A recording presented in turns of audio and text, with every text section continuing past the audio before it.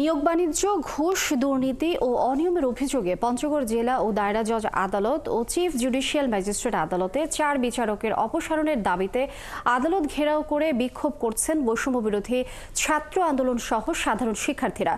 বৈষম্য বিরোধী ছাত্র জনতার উদ্যোগে দুপুর 2:30টা থেকে আদালত চত্বর ঘেরাও করে রেখেছেন আন্দোলনকারীরা। এতে আদালত চত্বরের ভিতরে থাকা বিচারপ্রার্থী, মানুষ ও আইনজীবীরা অবরুদ্ধ হয়ে পড়েছেন। একই সাথে আদালত চত্বরের সামনে পঞ্চগড় তেঁতুলিয়া মহাসড়ক অবরোধ করেও বিক্ষোভ করছেন তারা।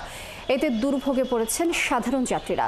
আন্দোলনকারীরা বলছেন, এর আগেও একই দাবিতে সময় বেঁধে দেওয়া হলেও প্রশাসন কোনো উদ্যোগ নেয়নি। তাই যতক্ষণ পর্যন্ত অভিযুক্ত বিচারকদের অপসারণ করা না হবে ততক্ষণ পর্যন্ত আন্দোলন চলবে বলে জানান তারা।